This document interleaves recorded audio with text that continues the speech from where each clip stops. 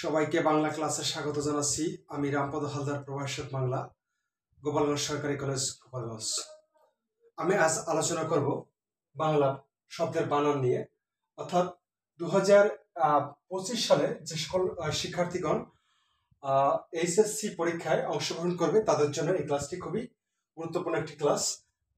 2025 সালে milestone college Dhaka এবং central women's college Dhaka, এই দুটি কলেজে যে প্রশ্ন এসেছিল নির্বাচনী পরীক্ষায়, অর্থাৎ 8টি এই পাশে আর এই পাশে আছে 8টি শব্দ, 16টি শব্দ সম্পর্কে আলোচনা করব। এখানে লিখেছি অশুদ্ধ, অর্থাৎ এই পাশে যতগুলো আছে এই বানানগুলো হচ্ছে অশুদ্ধ, অর্থাৎ ভুল বানান। এই পাশে শুদ্ধ করে লেখার চেষ্টা করব। আবার এখানে আছে অশুদ্ধ বানানগুলো শুদ্ধ করে লিখতে হবে। পরীক্ষায় এসে থাকে সাধারণত বাংলা দ্বিতীয় পত্রের তৃতীয় দাগে, অর্থাৎ 2 নং দাগে, সেখানে যেটা আসছে অথবা আসে যে কোনো 5টি শব্দের বানান শুদ্ধ বানান লিখো। তো শুরু করছি মাইলস্টোন কলেজ ঢাকা, যে 8টি শব্দ এসেছিল সেখান থেকে শুরু। এখানে আছে স্ফুলিঙ্গ। স্ফুলিঙ্গ বানানটা আসলে হবে শয় হ দীর্ঘ স্ফুলিঙ্গ, এভাবে স্ফুলিঙ্গ। এখানে আছে ফটো স্টেট। ফটো স্টেট একটা ইংরেজি শব্দ, তো এখানে মূর্ধস্ব ব্যবহার করা হয়েছে। আমরা জানি নত্ব বিধান এবং সত্য বিধান মূর্ধস্ব এবং মূর্ধন্য নিয়ে কাজ করে, কিন্তু এখানে যেহেতু ইংরেজি শব্দ, বিদেশি শব্দ এবং দেশি শব্দ সবসময় দন্তস্ব বা তালবস্য নিয়ে কাজ করে। তো এখানে আমাদের যেটা করতে হবে, ইংরেজি শব্দ দন্তস্ব ব্যবহার করব। সঠিক হচ্ছে ফটো, ফটে না, ফটো স্টার্ট। স্টার্ট এখানে একটু খেয়াল করতে হবে, দন্তস্ব ব্যবহার করছি, সাথে আবার রয়ের সাথে জফল আছে, ফটো স্টার্ট। নিষ্ক্রিয় শব্দটা আমরা একটু চেষ্টা করি, নিষ্ক্রিয়, এটা রস্বীকার হবে, অন্তস্থ, নিষ্ক্রিয়। স্বয়ের কোনো পরিবর্তন নেই, কিন্তু এখানে দীর্ঘইকারের জায়গায় রস্বীকার হবে, নিষ্ক্রিয়। ইতিপূর্বে, আর এইখানে দেখা যাচ্ছে সেন্ট্রাল উইমেন্স কলেজ, এখানে আছে ইতোমধ্যে। ইতি আর পরে যদি প অথবা ক থাকে সেই ক্ষেত্রে এখানে হচ্ছে বিসর্গ হবে। আর যদি অন্য কিছু থাকে তাহলে এই তরস্বীকারটা থাকবে না, ওকার হয়ে যাবে। এখানে হচ্ছে ইতো হবে হচ্ছে ইতো বিসর্গ, তারপর হচ্ছে পূর্বে। ইতোপূর্বে মনোকষ্ট, শিরোপীড়া, কিছু কিছু শব্দ প্রায় এসে যায়, মনে হবে যে আগের পৃষ্ঠায় ঠিকই পড়েছি যে ইতোমধ্যে, ইতোপূর্বে আমারটা হওয়ার কথা ছিল, কিন্তু না, এই পটা থাকার কারণে বা এখানে যদি ক থাকতো তাহলে বিশ্বকটা বজায় থাকবে, এটা মাথায় রাখতে হবে। কমন একটি শব্দ যা প্রায় পরীক্ষায় এসে থাকে। উচ্চটিকা শব্দটি সঠিক হবে হচ্ছে, এখানে জ আছে, একটা জয়ের সাথে ঝ হবে, উচ্চ টিকা, রস্যি কয়কার। কারেকশনটা হচ্ছে দুটো জ আছে, একটা জ হবে। ঐক্যতান, এখানে জ ফলাটা দেওয়ার দরকার নেই, ঐক্য, কারণ একবারই তো ক উচ্চারিত হচ্ছে, কারণ জ ফলা মাঝে বা শেষে কোনো বর্ণের সাথে যুক্ত থাকলে সেই বর্ণটা 2বার উচ্চারিত হয়। ঐক্যতান, ঐক্য 2বার ক বলা হয়নি, ঐক্যতান স্বাভাবিক স্বরে বলা হয়েছে, ঐক্যতান, এটা সঠিক। স্নেহাশিস, আশিস শব্দটা হচ্ছে আশীর্বাদ হিসেবে, অর্থাৎ এখানে তালবস্য এবং দন্তস্ব নিয়ে কাজ করতে হবে। স্নেহাশিস, স্নেহযুক্ত, স্নেহাশিস, এখানে আছে তালবস্য, এখানে আছে দন্তস্ব। স্নেহাশিস, আশিস কিংবা আশীর্বাদ যখন আমরা লিখবো তখন এই জিনিসটা মাথায় রাখবো। স্নেহাশিস লিখলে তালবস্য দন্তস্ব, শুধু যদি আশিস লিখি তাতেও তালবস্য দন্তস্ব, এটাকে আশীর্বাদ হিসেবে কল্পনা করি। এবার আসি কথোপকথন। আমরা জানি উইলিয়াম কেরি একটি গ্রন্থ লিখেছিল কথোপকথন নামে 1801 সালে। তো এই বানানটা সঠিক হচ্ছে ক ক থো, কথপ, কথন। এই বানানটা অধিকাংশ শিক্ষার্থী ভুল করে, উচ্চারণে ভুল, কথোপকথন, কথোপকথন। উচ্চারণ এক জিনিস, শব্দের বানান একটা জিনিস। অনেকে তালগোল পাকিয়ে যেমনটা উচ্চারণ করে তেমনটা বানান লেখে, এই জন্য ধোঁয়াটা খায়। তো অবশ্যই বানানের ব্যাপার আলাদা প্রস্তুতি নিতে হবে এবং উচ্চারণের বিষয়ে আলাদা প্রস্তুতি নিতে হবে। যেহেতু উচ্চ মাধ্যমিকে অর্থাৎ একাদশ দ্বাদশ শ্রেণীতে যদি বলি এইচএসসি পরীক্ষার ক্ষেত্রে 1 নং যে প্রশ্নটা আসে সেখানে উচ্চারণ নিয়ে আসে, 2 নং যে প্রশ্নটা আসে অথবা এবং ক এবং অথবা খ যেটা আছে এই বানান সম্পর্কিত প্রশ্ন এসে থাকে।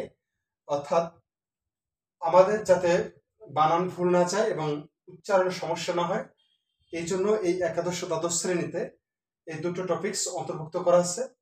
আর অধিকাংশ শিক্ষার্থী যেটা হয় যারা ভাষা পড়ে থাকে, এই দুটো বিষয়ে এতটা জটিলতা, মানে বানানোর জায়গায় উচ্চারণ, উচ্চারণ জায়গায় বানান, এমন একটা সমস্যা, যার কারণে মানে নিজের ভুলটা সে বুঝতেই পারে না কি করতেছে। এবার আসি সেন্ট্রাল উইমেন্স কলেজ ঢাকা, একটা ঐতিহ্যবাহী কলেজ। তো এই কলেজে যে 8টি শব্দ পরীক্ষা এসেছিল বাংলা দ্বিতীয় পত্র, সেখান থেকে দেখানোর চেষ্টা করছি। এখানে আছে পরিষ্কার। পরিষ্কার কথা হচ্ছে যখন স্বর অ এবং আ এই সাথে যখন স হবে দন্তস্ব, বাকি সবকিছুতে হবে মূর্ধস্ব। তাহলে পর ইস কি শব্দটা আসে, ইস আসে, ইস আসলে আমাকে মূর্ধস্ব ব্যবহার করতে হবে। পরিস ইস, যদি পুরুষ অস্কার বলতাম, পুরস্কার, যদি শব্দটা থাকতো পুরস্কার, পুরস্কার, তখন এইভাবে হতো। অর্থাৎ অস, রয়ের সাথে ও আছে, অয়ের সাথে এখানে দন্তস্ব, পুরস্কার, অস্কার। যদি আস্পদ বলতাম, আস্পদ, তখন আয়ের সাথে দন্তস্ব। অর্থাৎ অ এবং আ এর সাথে দন্তস্ব আসে, বাদ বাকি যতগুলো স্বরবর্ণ রয়েছে সেগুলোর সাথে মূর্ধস্ব আসবে অবশ্যই। তাহলে এখানে পরিষ্কার বানানটা আমরা কিভাবে লিখব? পরিষ্কার শব্দটা পরিষ্কার মূর্ধস্ব দিয়ে লিখব। উচ্চ টিকা বানানটি এখানে লিখেছি, যেটা মাইলস্টোন কলেজ ঢাকা। এখানে সুবিধা হচ্ছে কি, যদি কেউ 200 থেকে 300 শব্দ নিয়ে চর্চা করে তাহলে প্রায় পরীক্ষা ভালো করা যায়। কিন্তু বাস্তব জীবনে আমাদের প্রত্যেকটা শব্দ আর সঠিক বানান জানা দরকার। উচ্চ টিকা কয়রস্যু জয় ঝ টিকা টয়রস্যি কয়কার, উচ্চ টিকা হয়ে গেল। নিশ্চিতিনি, নিশ্চিতিনি শব্দটা এখানে মনে রাখতে হবে রস্বইকার দীর্ঘইকার, রস্বইকার দীর্ঘইকার। অর্থাৎ একবার কম বেশি, কম বেশি, নিশি থি নি, দন্তন্য ব্যবহার হতে হবে, নিশ্চিতিনি হয়ে গেল। এবার আসি শুশ্রূষা। শুশ্রূষা এখানে 3টি স্বর ব্যবহার দেখানো আছে, দন্তস্ব, তালবস্য, মূর্ধস্ব হবে। প্রথম দুটো হচ্ছে তালবস্য, এখানে দুটোই রস্যকার ব্যবহার করা হয়েছে, কিন্তু প্রথমটা রস্যকার, পরেরটা দীর্ঘকার ব্যবহার করা হবে। শুশ্রূষা, শুশ্রূষা, এভাবে দীর্ঘকার দেওয়া যায় অথবা এইভাবে দেওয়া যায়, ওইভাবে দিলাম শুশ্রূষা, মূর্ধস্ব ব্যবহার করলাম। অর্থাৎ আমি এখানে চেঞ্জ করলাম দুই জায়গায়, এখানে দন্তস্ব জায়গা তালবস্য ব্যবহার করলাম, আর এখানে রস্যকার জায়গায় দীর্ঘ ইকার ব্যবহার করেছি। অপরাহ্ন, আমি 4টি বানান বারবার বলে থাকি, যে সকাল হয় তখন বলা হয় কি পূর্বাহ্ন, তারপর যখন দুপুর হয় মধ্যাহ্ন, বিকাল হলে অপরাহ্ন এবং সন্ধ্যা হলে সায়াহ্ন। অর্থাৎ এখানে মনে রাখবো পূর্বাহ্ন মূর্ধন্য, তারপর হচ্ছে মধ্যাহ্ন দন্তন্য, অপরাহ্ন মূর্ধন্য, সায়াহ্ন দন্তন্য। অর্থাৎ শুরুটা হবে মূর্ধন্য দিয়ে। পুরো পরা অপর এর সাথে অন্য শব্দ যদি থাকে সেক্ষেত্রে এই অন্য এর নটা মূর্ধন্য হবে। অপর শব্দটা আছে এখানে অপরাহ্ন, অপরাহ্ন, এখানে নটা আগে উচ্চারিত হয় হটা। আর মুখ্য বিষয়টা হচ্ছে কি, এই যদি ডান পাশে লেখা হয় এভাবে কয়ের যে আকৃতিটা ছিল, এভাবে যদি লেখা হয় সেটা হচ্ছে দন্তন্য, আর যদি নিচে লেখা হয় সেটা হচ্ছে মূর্ধন্য। এই কারণে এখানে একটু ভুল আছে, ডান পাশে দিয়ে এটা নিচে দিতে হবে, নিচে দিলে বুঝবে যে এটা মূর্ধন্য। এবার আসি লজ্জাস্কর। লজ্জাস্কর শব্দটি সঠিক নয়, ভুল আছে, এখানে শুধু লজ্জাকর লিখলে যথেষ্ট।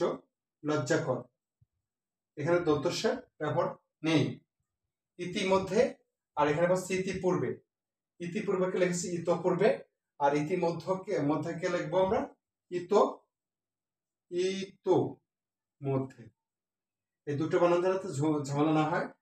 ক আছে বিদায় বা ক যদি থাকতো সেখানে বিস্ময় বা ভিন্ন কোনো বর্ণ থাকার পরে পরপদটা এটা আগেরটা ওকার হয়ে যাবে।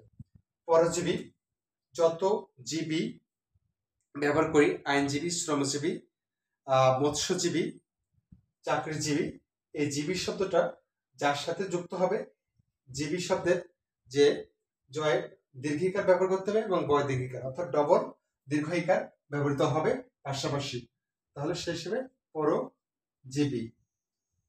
পরজীবী। আমরা 16টি শব্দ সম্পর্কে পরিচিত হলাম এবং চেষ্টা করলাম এখানে লেখার। তো মানি স্কুল কলেজ ঢাকা এবং সেন্ট্রাল উইমেন্স কলেজ ঢাকা, এই দুটি কলেজ সম্পর্কে যে প্রশ্নটা এসেছিল সেখানে যে শিক্ষার্থীরা ছিল তারা অবশ্যই আনসার করেছে, এবং আমরা যারা দূরের বিভিন্ন কলেজে পড়ালেখা করে থাকি যে সকল শিক্ষার্থী, তাদের জন্য এটা খুবই গুরুত্বপূর্ণ হিসেবে কাজ দেবে। অবশ্যই ক্লাসটি দেখবে, লাইক কমেন্টস করবে। ভুলভ্রান্তি থাকতেই পারে, আমি যন্ত্র নয়, যেহেতু মানুষ, আমার লেখায় হয়তো বা বলতেছি একটা ভুল হতে পারে, শুদ্ধ করার উপায় রয়েছে। তো অবশ্যই লাইক কমেন্ট করবে, শেয়ার দিয়ে রাখবে ক্লাসটি। সবাইকে ধন্যবাদ জানিয়ে এবং শুভরাত্রি সবাইকে।